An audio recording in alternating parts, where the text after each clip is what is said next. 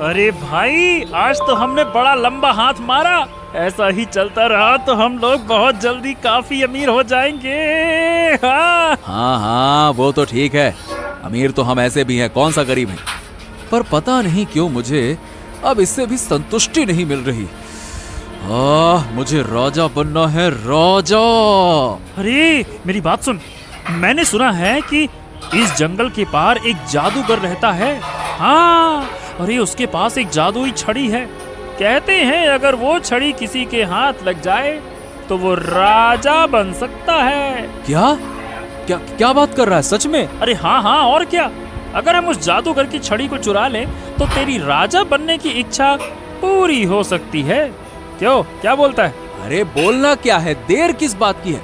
चल उस जादूगर के घर की ओर चलते हैं और आज रात ही उसकी छड़ी चुरा लेंगे। चल। दोनों लुटेरे अपनी नई योजना के साथ जंगल में आगे बढ़ने लगे। जादूगर की छड़ी चुराने का षड्यंत्र रचते हुए चलते चलते वो लोग बहुत दूर आ गए थे। रात गहरी हो गई थी। पूरे जंगल में सन्नाटा छाया हुआ था। अरे भाई, तेरा ये जादूगर कहाँ है? मिला क्यों नहीं अभी तक? अरे बस भाई, बस थोड़ी सी दूर और है। अरे बस समझो हम पहुंच ही गए। हाँ। अरे भाई, मेरी प्यास के कारण हालत खराब हो गई है। अरे कहाँ है बाबा? हाँ। चलते चलते वो एक कुएं के पास पहुँचे। अरे भाई, वो देख, वो रहा कुआं। चल भाई, पहले पानी पीते हैं, उसके बाद पास चलते हैं। चल। हाँ, चल भाई, चल। जग्गा कुएं में झांकने लगा। उसने देखा कि कुआं पूरी तरह खाली था। अरे भाई, ये कुआं तो पूरी तरह से खाली है। जग्गा ने इतना कहा ही था कि हरिया ने उसे कुएं में धकेल दिया। अरे ये क्या किया तूने हरिया? अरे ये क्या कर दिया तूने? लालची कहीं के, राजा बनना है इनको। मूर्ख, कोई जादू वादूगर नहीं रहता है यहाँ। ये सब तो मैंने तुझे यहाँ लाने के लिए कहानी बनाई थी। फंस गया मेरे जाल में, रह जा अब कुएं में, समझा क्या? अरे क्यों किया तूने मेरे साथ ऐसा? क्यों किया, बोल। मैं इस कुएं के बारे में पहले से जानता था। तुझे यहाँ धकेलने की मेरी योजना थी और तेरे हिस्से का धन भी अब मेरा है। अब तू राजा बने या ना बने, मैं तो राजा बन गया। विश्वासघाती, तूने धोखा दिया ना मुझे। राजा की जिंदगी तो मैं जीऊंगा और तू यहाँ रहेगा भूखा प्यासा।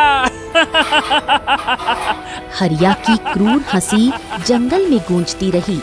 जग्गा के लालच ने उसे मौत के कुएं तक पहुंचा दिया था और उसका विश्वास पात्र साथी वहां से हंसते हुए चला गया। अंधेरे कुएं में जग्गा अपने साथी के धोखे से दुखी था। हरिया, बस एक बार मैं इस कुएं से बाहर निकल जाऊं, फिर तुझे पता चलेगा कि ये जग्गा क्या चीज है। कोई तो रास्ता होगा यहाँ से निकलने का, कोई तो रास्ता जरूर होगा। अरे बाप रे, कितनी गहराई है इस कुएं में, चीख भी कोई सुन नहीं सकता यहाँ से। हाँ, इतनी दूर दिख रहा है आसमान, जैसे मजाक उड़ा रहा हो मेरी किस्मत का। तभी अचानक कुएं में उसे कुछ चमकता हुआ दिखा। हैं? ये क्या है? ये कुछ चमक क्या रहा है यहाँ पे? रुको देखता हूँ। अरे इसमें तो बड़ी धूल जमी हुई है। वर्षों पुराना होगा, किसी का गिर गया होगा। साफ करके देखता हूँ क्या है। जैसे ही उसने चिराग को साफ करने के लिए अपना हाथ रगड़ा, एक धुएं का गुबार उठा और एक विशालकाय जिन्न प्रकट हुआ।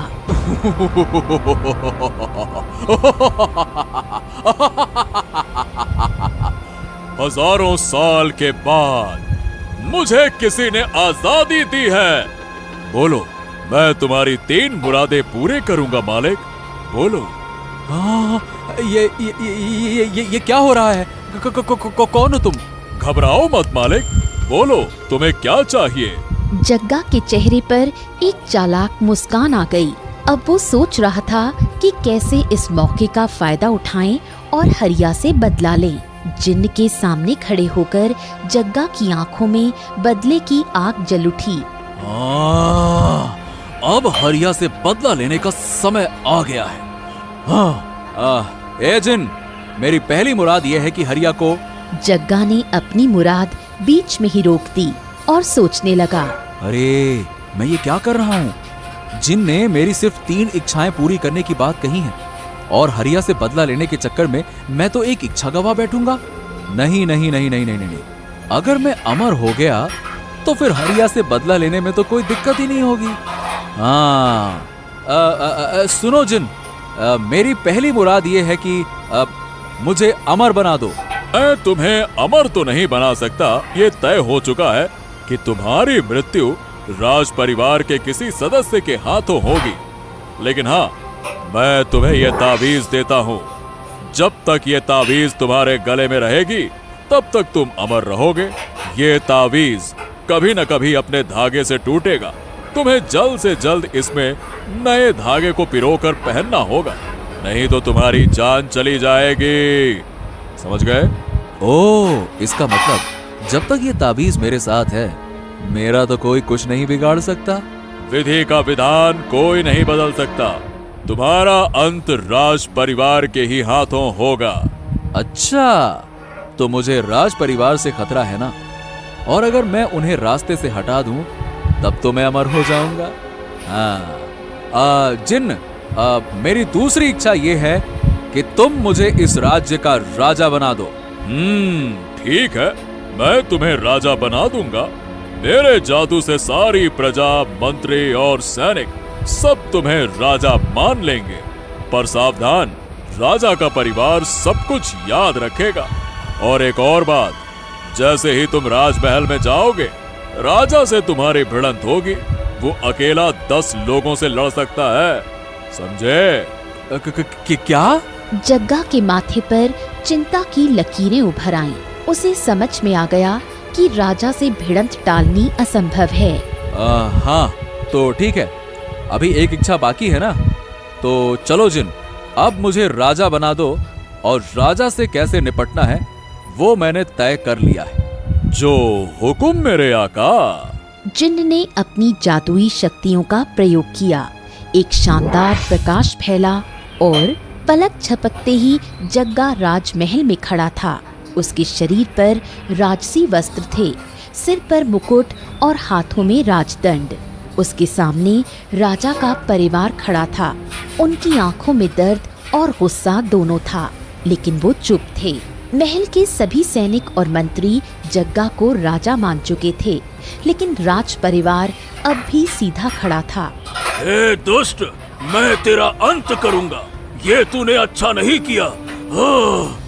राजा अपनी तलवार चलाने ही वाले थे कि तभी ओ जिन्न, राजा के शरीर को लकवाग्रस्त कर दो। जिन्न ने तुरंत अपनी जादुई शक्तियों का प्रयोग किया। राजा का शरीर एकदम जड़ हो गया। वो हिल भी नहीं पा रहे थे। जग्गा ने अपनी तलवार उठाई और एक ही बार में राजा की गर्दन उड़ा दी। इस अराजकता के बीच राजा के तीनों पुत्र मौका पाकर वहां से भाग गए।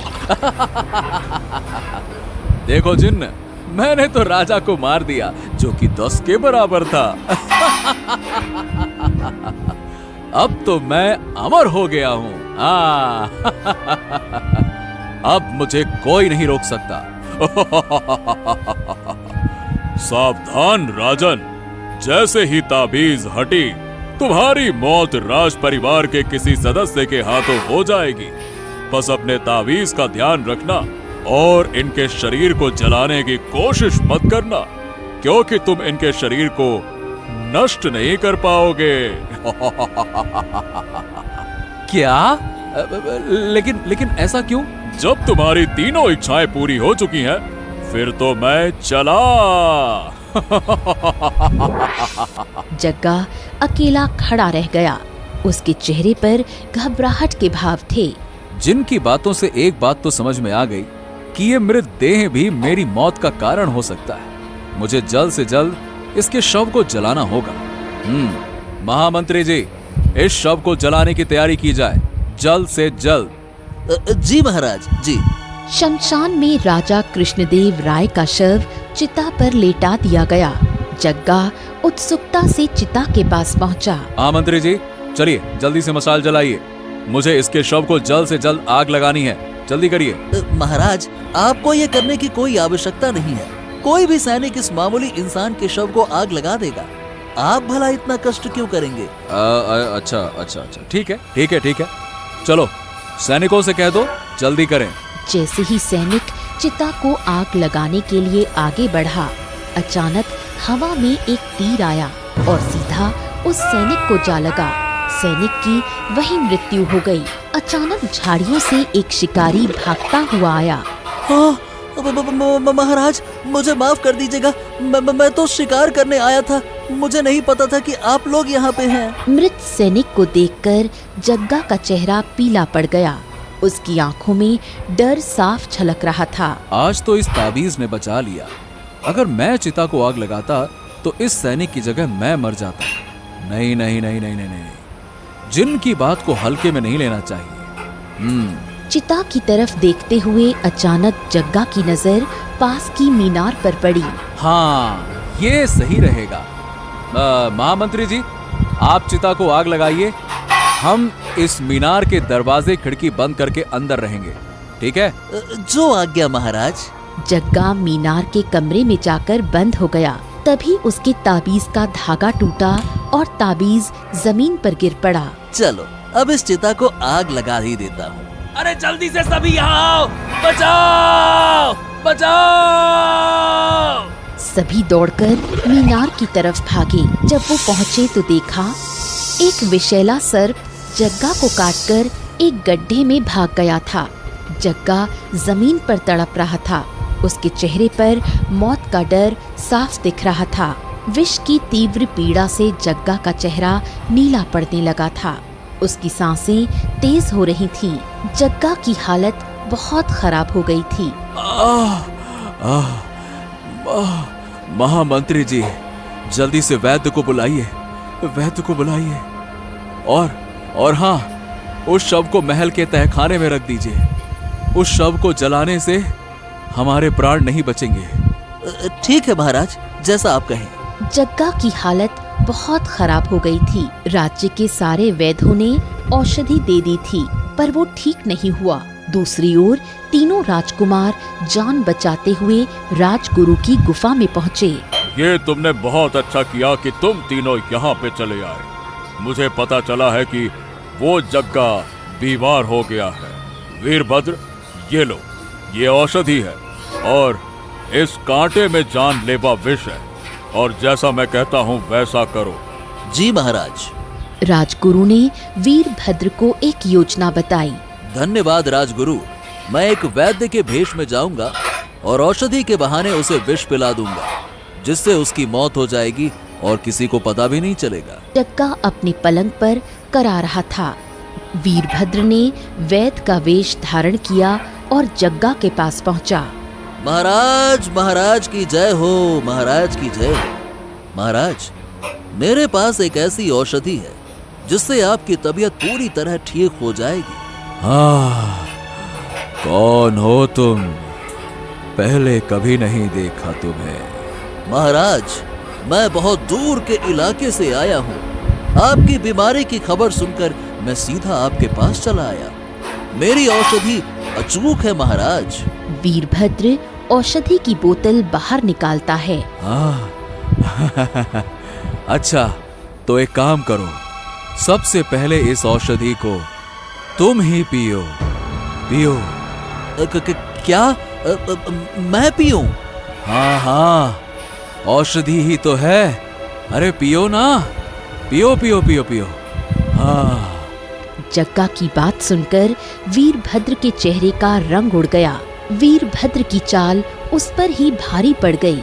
ना चाहते हुए भी उसे औषधि पीनी पड़ी।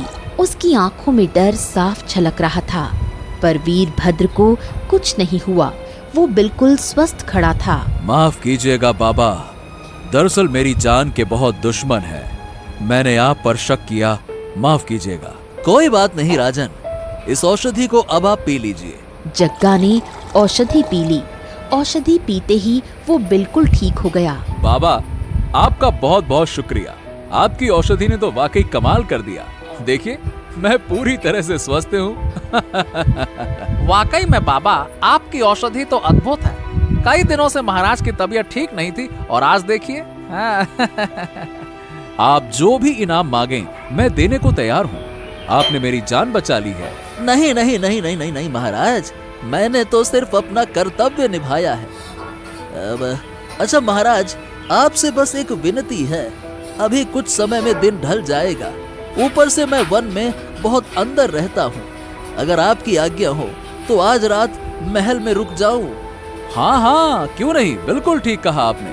आप यहीं पर रुक जाइए। हमारे लिए तो बड़ी सौभाग्य की बात है। सैनिक वीरभद्र को दूसरे कक्ष में ले गए। अब होगा असली खेल। कल का दिन तुम्हारी जिंदगी का आखिरी दिन होगा जग्गा। वीरभद्र खुफिया रास्ते से महल के बगीचे में पहुंचा।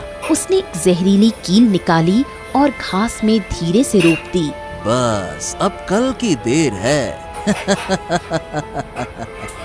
दूसरे दिन जग्गा ने वीरभद्र को बुलाया। हाँ वैद्य महाराज, बाकी सब तो ठीक है, लेकिन मुझे चलने में दिक्कत हो रही है थोड़ा सा। महाराज, अगर आप घास पर नंगे पैर चले तो आपकी ये समस्या भी ठीक हो जाएगी। अच्छा, फिर घास तो हमारे महल के बगीचे में ही है वैद्य जी। अरे वाह, यह तो बहुत अच्छी बात है महाराज। चलिए अभी बगीचे में चलते हैं। दोनों बगीचे में पहुंचे। हाँ महाराज, इधर से चलिए। यहाँ घास बहुत मुलायम है। वीरभद्र ने बड़ी चतुराई से राजा को उसी स्थान में चलवाया जहाँ वो जहरीली कील गड़ी हुई थी। बस कुछ ही पल में वो जहरीली कील इसके पैर में चुभेगी और ये मर जाएगा। हाँ। जग्गा धीरे धीरे उस स्थान की ओर बढ़ रहा था। अचानक वीरभद्र के पैर में कुछ चुभा और वो जमीन पर जा गिरा। क्यों वीरभद्र, कैसा लगा? तुम्हारी चाल तुम पर ही उलट दी। कील, अरे ये कैसे हो सकता है? अरे तुमने मुझे पहचान कैसे लिया? अरे वीरभद्र, जब तुमने रात को रुकने की बात की ना, तभी मुझे तुम पर शक हो गया था। तुरंत मैंने तुम्हारे पीछे गुप्तचर लगा दिए। उन्होंने मुझे बताया कि तुम कोई ऐद वैद्य नहीं, वीरभद्र हो, वीरभद्र, राजा के बेटे। लेकिन कील।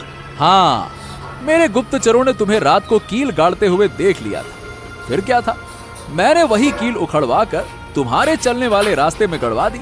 तुम्हारी ही चाल और तुम्हारा ही जाल, फंस गया इसमें तू बच्चू लाल। वीरभद्र जमीन पर तड़प रहा था। उसकी आंखों में पछतावा और पीड़ा थी। सोचा था बड़ी चतुराई से मुझे मारेगा, पर देखो तुम्हारी चालाकी तुम्हारे ही पैरों में कील बनकर चुभ गई। वीरभद्र अपनी ही योजना में बुरी तरह फंस चुका था और उसके प्राण निकल गए। नहीं नहीं नहीं नहीं, जिन ने जो कहा उसे मुझे हल्के में नहीं लेना चाहिए। राजा के 2 पुत्र अभी भी बचे हुए। उसने कहा था कि मेरी मौत राज परिवार के सदस्य के हाथों होगी। एक पुत्र की चाल तो नाकाम हो गई, लेकिन अभी 2 और बाकी। मुझे सावधान रहना होगा। सैनिकों, इसके शरीर को इसके पिता के साथ ले जाकर बांध दो। ले जाओ, मुझे इसके शरीर का अंत करने के चक्कर में अपने प्राण संकट में नहीं डालने। अब ये भी अपने पिता की तरह कैद में रहेगा। ले जाओ। जग्गा की आंखों में चिंता की लकीरें साफ दिखाई दे रही थीं। जिन्न की भविष्यवाणी उसके दिमाग में घूम रही थी। बाबा, हमारे ज्येष्ठ भ्राता की हत्या कर दी गई। अब हम इस जग्गा का क्या करें बाबा, क्या करें? आप ही कोई मार्ग बताइए ना बाबा। कुछ क्षण रुक जाओ बच्चा, बस हम सही मौका देखकर उस पर वार करेंगे। दूसरी ओर जग्गा अब अपना असली रूप दिखाने लगा था। महामंत्री, राज्य का कर 3 गुना कर दिया जाए। हमें राजकोष पूरी तरह भरा हुआ चाहिए। पर महाराज, ये तो प्रजा के साथ अन्याय होगा। प्रजा पहले से ही बहुत परेशान है। तुम मुझे मत सिखाओ कि मुझे क्या करना है और क्या नहीं। जो बोला गया है करने के लिए वो करो। कोई भी विरोध करेगा तो उसका सर कलम कर दिया जाएगा, समझ गए? जी जी जी जी जी जी जी महाराज। महामंत्री सुनो। जी महाराज। सोमपुर गांव में बरगद के पेड़ के पास हरिया नाम का आदमी रहता था। उसे कहीं से भी खोजकर मेरे सामने लेकर आओ। जाओ। जी जी जी जी ठीक है महाराज। महामंत्री और सैनिकों ने राज्य के कोने कोने में हरिया को खोजा, पर वो कहीं नहीं मिला। हरिया बड़ा चतुर है, जरूर मुझसे बचने के लिए वन में रहता होगा। चलो मैं खुद वन जाकर उसे ढूंढ कर ले आऊंगा। हाँ। बदले की आग में जलता हुआ जग्गा अब खुद हरिया की तलाश में निकला। उसकी आंखों में क्रोध की चिंगारियां थी। दूसरी ओर बाबा ने बाकी 2 राजकुमारों को बुलाया। पुत्र, अब समय आ गया है कि अपनी दूसरी चाल चले। जी बाबा। मैंने दिव्य दृष्टि से पता किया है कि वो वन में आने वाला है। राजकुमार केशव, मैं तुम्हें एक सुंदर स्त्री का रूप दूंगा। तुम्हें देखते ही वो तुम्हारे प्यार में मोहित हो उठेगा और जब वो तुमसे शादी करने को कहेगा तब तुम उसके गले में ये माला डाल देना। ये एक विषैली माला है, इसे पहनते ही उसी वक्त उसकी मौत हो जाएगी। ठीक है, जैसे आपकी आज्ञा बाबा। बाबा ने मंत्रों का जाप किया और धुएं के बीच से उनका शिष्य एक अत्यंत सुंदर स्त्री में बदल गया। उसकी सुंदरता देखकर कोई भी मोहित हो जाए। जग्गा हरिया को ढूंढता हुआ जंगल के बहुत अंदर तक आ गया था। घने पेड़ों और लताओं के बीच से रास्ता बनाता हुआ इधर हरिया को ढूंढते ढूंढते जग्गा के गले का ताबीज टूट गया और उसे पता भी नहीं चला कि वो कब गिर गया। हाँ, ये क्या? मेरा ताबीज, मेरा ताबीज कहाँ गया? हाँ, हे भगवान, हे भगवान, मेरा ताबीज कहीं रास्ते में तो नहीं गिर गया? जग्गा ने उस ताबीज को लगभग 1 घंटे तक ढूंढा। हाँ, हाँ, 1 घंटा हो गया। हर जगह देख लिया पर ताबीज कहीं नहीं मिला। अरे कहाँ कहाँ नहीं ढूंढा मैंने, हर पत्ता पलट दिया, हर झाड़ी देख ली पर ये ताबीज नहीं मिला। अब यहाँ मुझे प्यास भी बहुत जोर की लग रही है। अचानक उसे एक सुंदर कन्या दिखाई दी। अरे ये इतनी सुंदर लड़की यहाँ इस घने वन में, चलो चलकर देखता हूँ। जग्गा धीरे धीरे उस स्त्री के पास पहुँचा। उसकी सुंदरता ने जग्गा को मंत्र मुक्त कर दिया था। अब आप कौन हैं और इस घने वन में क्या कर रही हैं? मैं फूल माला बेचकर अपना गुजारा करती हूँ। कुछ दिनों पहले मेरे माता पिता का देहांत हो गया। मेरे पास न कोई काम है, न कोई जीने का सहारा। ओहो हो, ये तो बहुत दुख की बात है। स्त्री की करुण कहानी सुनकर जग्गा का हृदय द्रवित हो गया। वो हरिया को ढूंढने की बात भूल गया। उसकी आंखें उस सुंदर स्त्री के चेहरे से हट ही नहीं रही थी। उसे पता नहीं था कि ये सब एक बड़े षड्यंत्र का हिस्सा था। जग्गा के मन में प्यार का भाव उमड़ पड़ा। वो अपनी भावनाओं को रोक नहीं पाया। मैं इस राज्य का महाराज श्री जग्गा सिंह हूँ। वास्तव में मैं आपको पहली नजर में पसंद कर बैठा हूँ और आपको राज्य की रानी बनाना चाहता हूँ। अगर आपकी हाँ हो तो मैं वादा करता हूँ कि मैं आपको हमेशा खुश रखूंगा। हाँ। जग्गा की आंखों में प्यार था, पर वो नहीं जानता था कि जिसे वो अपना दिल दे बैठा है वो उसकी मौत का फंदा है। स्त्री के रूप में छिपा राजकुमार केशव अपनी योजना में सफल होता जा रहा था। महाराज, ये मेरा सौभाग्य होगा। दरअसल मुझे भी आपको देखकर पहली नजर में प्रेम हो गया। तो देर किस बात की, आप अभी मेरे साथ महल चलिए। चलिए। जी महाराज, मैं चलने के लिए तैयार हूँ, पर अगर आपकी आज्ञा हो तो मैं ये माला आपको पहनाना चाहती हूँ। आपने मेरी जिंदगी बदल दी। आप तो मेरे लिए भगवान के समान हैं। जग्गा को नहीं पता था कि वो माला नहीं, मृत्यु का हार था। उसकी आंखों में प्यार का नशा छाया हुआ था और वो स्त्री के हर शब्द पर विश्वास कर रहा था। हाँ हाँ हाँ, अरे आप मुझे ये माला पहना ही दीजिए। आपका कहना तो मैं टाल ही नहीं सकता महारानी साहिबा। अब तुम्हारा अंत निश्चित है जग्गा। तभी जग्गा की नजर नीचे जमीन पर पड़ी। अरे ये तो रहा मेरा तावीज। हाँ चलो इसे उठा लेता हूँ। महारानी महारानी, आप बस एक पल के लिए रुक जाइए, बस बस बस बस। हाँ ठीक है महाराज। जैसे ही जग्गा तावीज उठाने के लिए झुका, अरे ये सुनहरे जूते, अच्छा तो ये खेल है। जग्गा ने जल्दी से तावीज पहन लिया। तावीज पहनते ही जग्गा ने तुरंत अपनी तलवार निकाली। झट से एक ही बार में स्त्री की गर्दन पर तलवार चला दी, जिसके बाद तलवार एक पत्थर से जा टकराई और उसमें एक दरार आ गई। स्त्री की जगह राजकुमार केशव पड़ा था। उसका काला जादू और छल कपट का खेल समाप्त हो गया था। हाँ, तुम्हारी कपट लीला यही खत्म हुई। पर तुमने मुझे पहचाना कैसे?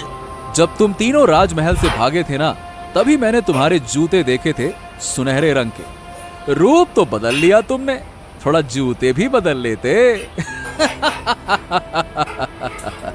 राजकुमार केशव की एक छोटी सी गलती ने उसकी सारी योजना पर पानी फेर दिया था और उसके प्राण निकल गए। जग्गा तेजी से राजमहल पहुंचा। महामंत्री जी, मुझे राजा का दूसरा बेटा जंगल में मिला। उसने एक स्त्री का रूप धारण कर लिया था और वो मुझे एक विषैली माला पहनाकर मेरी जान लेने ही वाला था कि तभी मैंने उसके सुनहरे जूते से उसे पहचान लिया।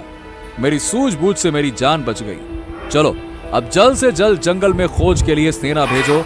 जरूर उसका तीसरा बेटा भी वहीं छिपा होगा। जल्दी करो।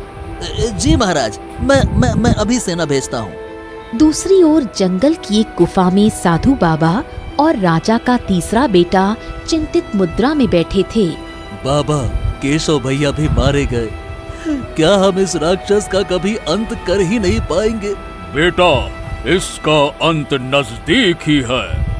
बाबा, आज जब मैं वन में लकड़ियां लेने गया था तो मैंने देखा उस जग्गा ने वन में भी सैनिक तैनात कर दिए हैं। वो किसी भी वक्त हमें ढूंढ लेगा और हम भी मारे जाएंगे बाबा। ऐसा कुछ नहीं होगा बच्चा। अब समय आ गया है कि हम अपनी आखिरी चाल चलें। उसके बाद सब कुछ नियति खुद ब खुद करेगी। साधु बाबा ने अपनी आंखें बंद की और कुछ जटिल मंत्र पढ़ने लगे। मंत्रोच्चारण के साथ एक तेज प्रकाश फैला और राजकुमार एक हरे तोते में बदल गया। जाओ बच्चा, अभी रात का समय है। तुम इस तोते के रूप में राजा के कक्ष में आसानी से प्रवेश कर जाओगे।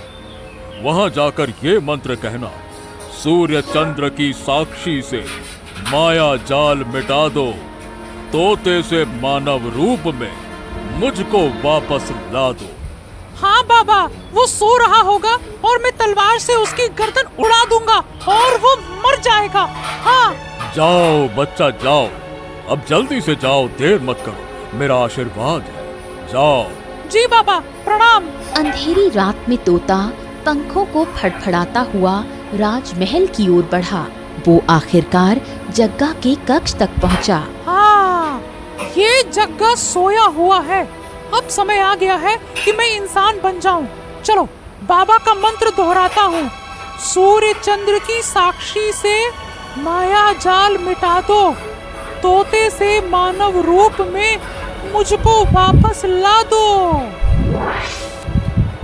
हे भगवान, मैं अपनी तलवार तो वहाँ गुफा में ही छोड़ आया। अब क्या करूं? अचानक उसकी नजर जग्गा की तलवार पर पड़ी। ये रही तलवार, अब इसी तलवार से इसकी गर्दन उड़ा दूंगा। ये वही तलवार थी जिस तलवार ने उसके भाई केशव की हत्या आज सुबह की थी और उस तलवार में दरार आ गई थी।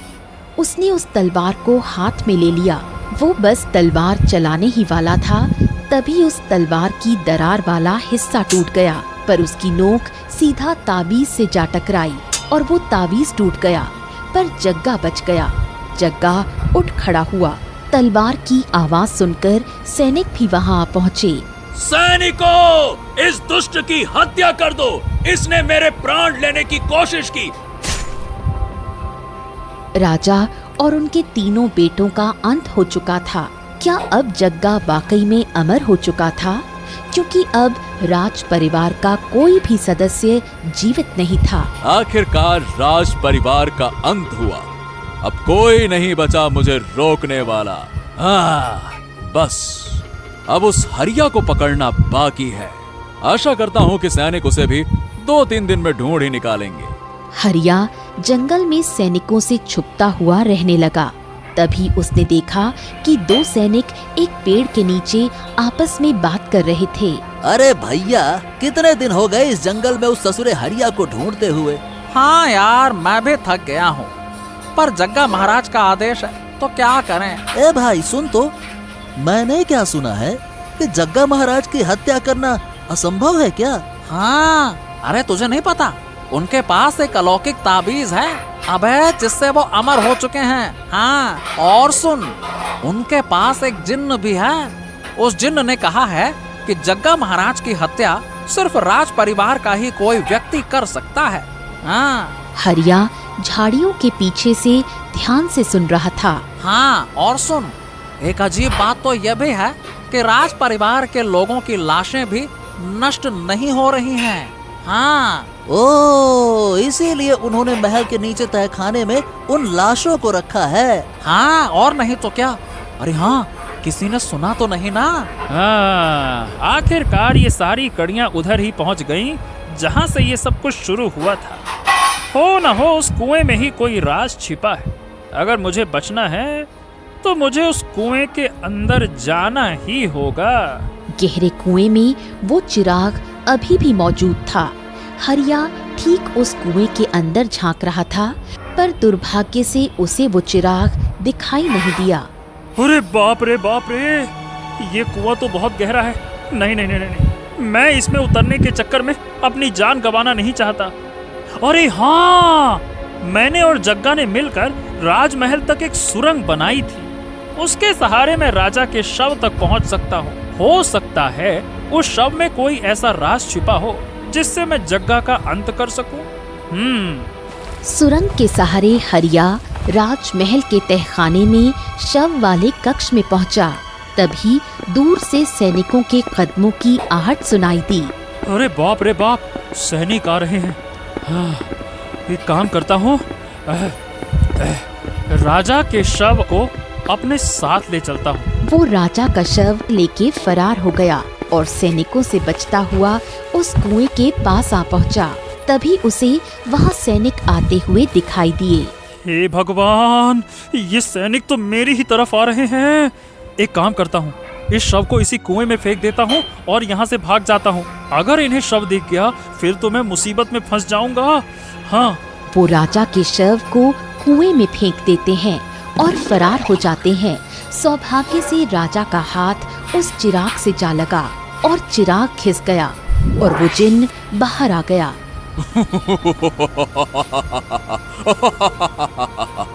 ऐ मेरे आका, आपने मुझे आजाद किया। मैं आपकी 3 इच्छाएं पूरी करूंगा। अरे ये क्या, मेरा मुक्तिदाता तो मृत है। हाँ, पर इसी के हाथ से घिसने से मैं आजाद हुआ हूँ। हाँ, एक इंसान की सबसे प्रबल इच्छा तो जीवित रहने की होती है। मैं इस राजा को जीवित कर दूंगा।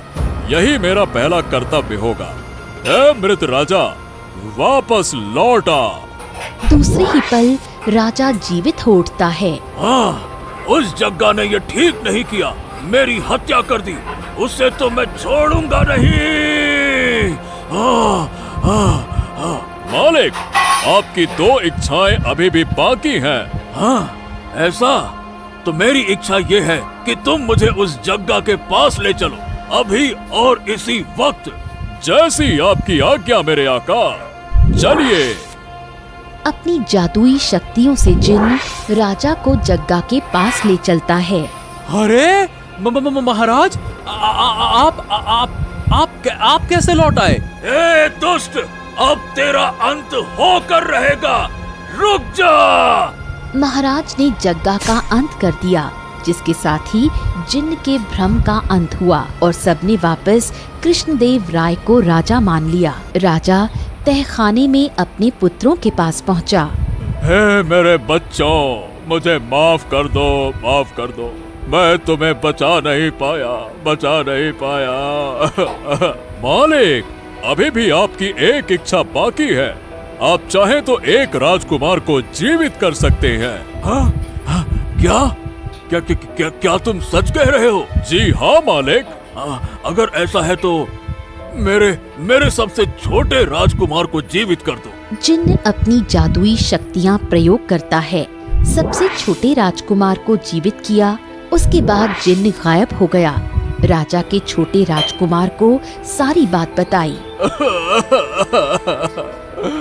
अफसोस, तुम्हारे दोनों भाई अब कभी लौट कर नहीं आएंगे। पिताजी, आप चिंता ना करें, मेरे दोनों भाई अवश्य ही लौट आएंगे। छोटा राजकुमार सीधा कुएं के पास पहुंचा और उस कुएं में छलांग लगा दी। उसने उस चिराग को घिसा और वो जिन्न बाहर आ गया। जिन्न, मेरी इच्छा है कि मेरे दोनों भाई वापस से जीवित हो जाएं। जैसी आपकी आज्ञा मेरे मालिक। दोनों राजकुमार भी जीवित हो उठे। मालिक, आपकी अंतिम इच्छा क्या है? मेरी अंतिम इच्छा ये है कि राजगुरु को यहाँ ले आओ। महाराज, मैं समझ गया हूँ कि आपको ताबीज का रहस्य पहले से ही पता था। आपने हम भाइयों को जानबूझकर नहीं बताया। हाँ पुत्र, इसके पीछे दो कारण थे। पहला ये कि तुम चारों की कुंडली में मृत्यु योग था, और साथ ही अगर तुम्हें ताबीज का पता होता तो तुम उससे लड़ने ही नहीं जाते।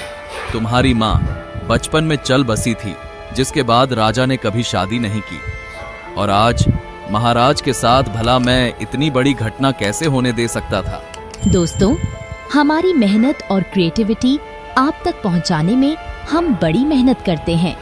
अगर ये वीडियो आपको पसंद आई तो एक छोटी सी रिक्वेस्ट है, लाइक जरूर करें और ऊर्ज टून्स फैमिली का हिस्सा बनने के लिए सब्सक्राइब बटन दबा दें। आपका एक क्लिक हमारी मेहनत को सार्थक बना देता है। धन्यवाद।